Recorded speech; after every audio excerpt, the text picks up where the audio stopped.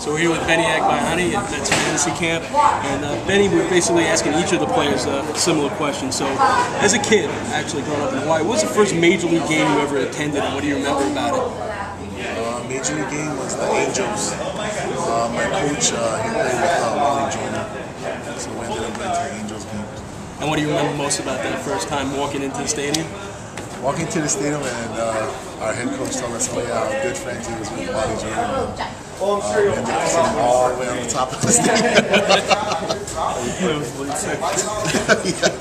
And growing up, which was the baseball players that you looked up to? Which were your idols? Probably, like Sid Fernandez, Lenny Sakata, and one of the guys I used to idolize and I actually played with him, Ricky Anderson. Play some cards with him too? No, I wasn't on that table. He was actually playing. I was on the field. Favorite teammate through all your years and why? Favorite teammate? It's hard to say. It should be easy. You don't stay right here.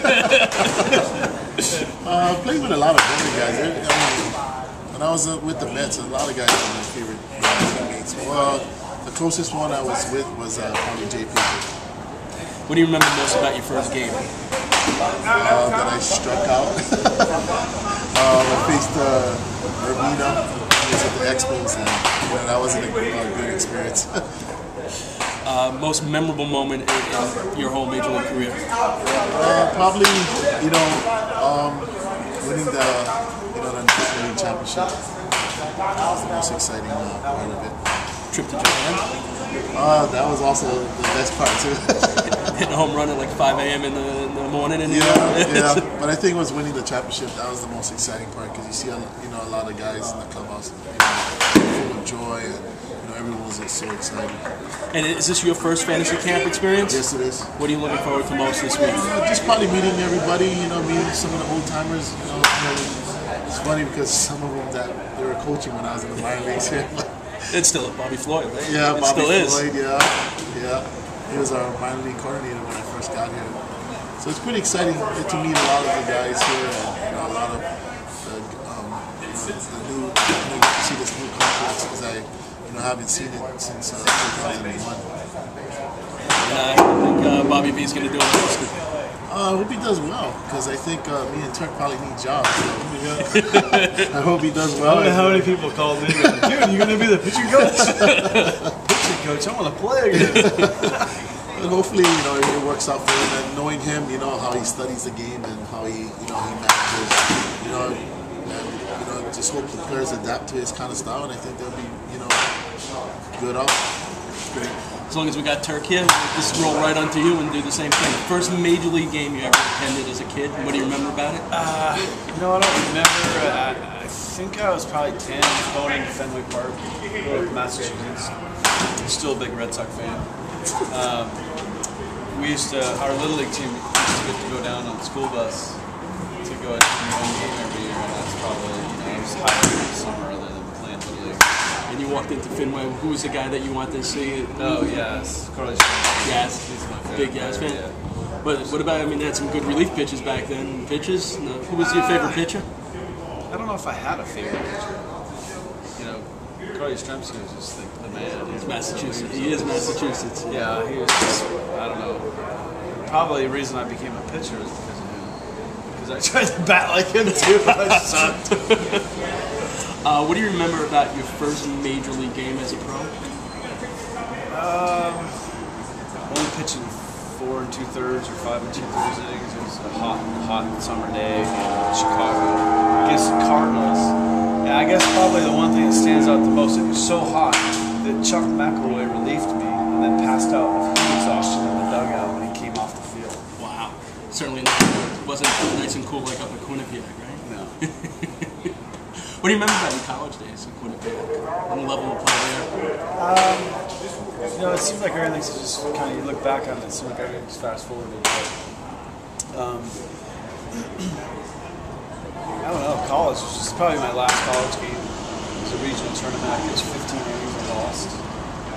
You've always been a workhorse. I mean, you take a look at the amount of innings you use to pitch year after year. It's unbelievable. And speaking about that, you look at today's pitchers. Are you of this? Are you of the school pitch counts, or do you think that pitch counts are for freaking? Everybody's so worried about having an egg on their face, and it's such a money dictates everything. I think a lot of it attributes to guys, pulling muscles now. It's all about weightlifting. I sat around with a bunch of Hall of Famers and Fergie Jenkins. It's like, we didn't even know what an oblique muscle was when I played. Guys are pulling lat muscles, oblique muscles. Back in the day, I don't know how they did things back in the day, but all I ever did was run, sit-ups, and throw. That's it. I've never lifted a weight in my life. This is also your first. This is your first fantasy camp, right? Yeah. I've done a few one-day things, but never a whole week. Now, for a guy like you, I mean, you're a guy towards the end of your career. You actually wanted to sign a contract for $1, and you publicly said you play for $4. When you see these guys paying like $4 or $5 grand to come down, and you see the smiles on their face, is this what baseball was about for you? Oh yeah, I mean, you look around during the summertime or in the fall in nicer parts of the country. There's people playing softball or some sort of baseball because they love the game. It's the greatest game ever invented, and they're doing it for free.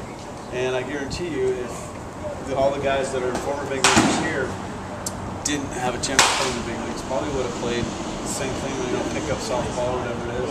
There's actually, where I live, Colorado, a bunch of guys that are ex-players. So they formed a little softball team, and they called it the Pros and the Joes.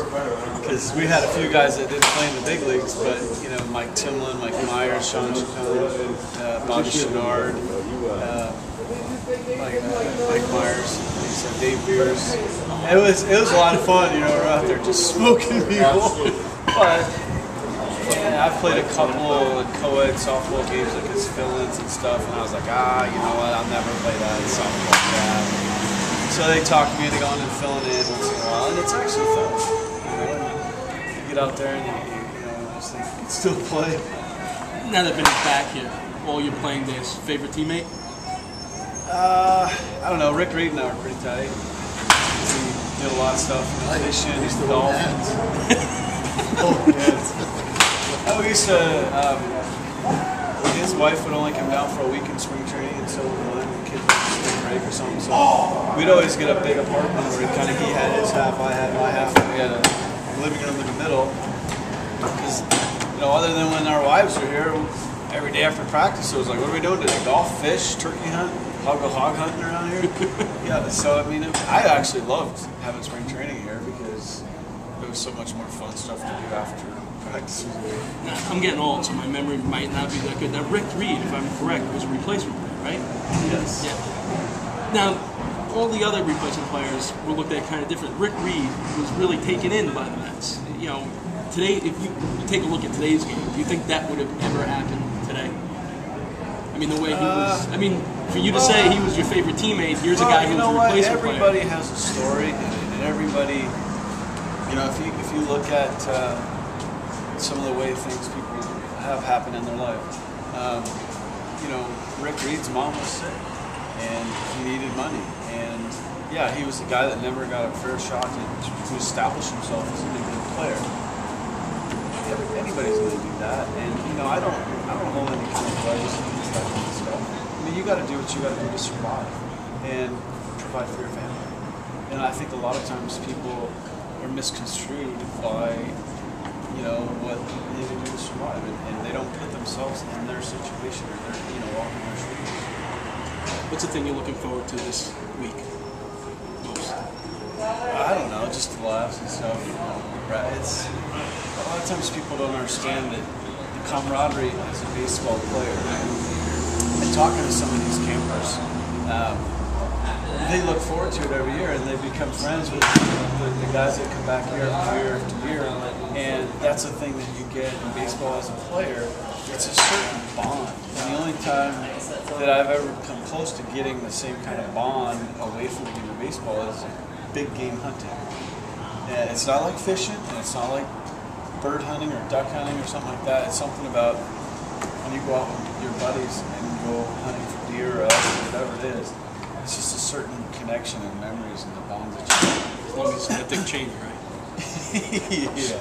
But it's those things, and that's what, you know, you become friends with life. Now you're going to teach these guys how to jump over the line? Teach them whatever they want to know. You know, I'll probably mess up a few guys. And hopefully I can make it through some of you. I've never heard. Excellent. Thanks, Turk.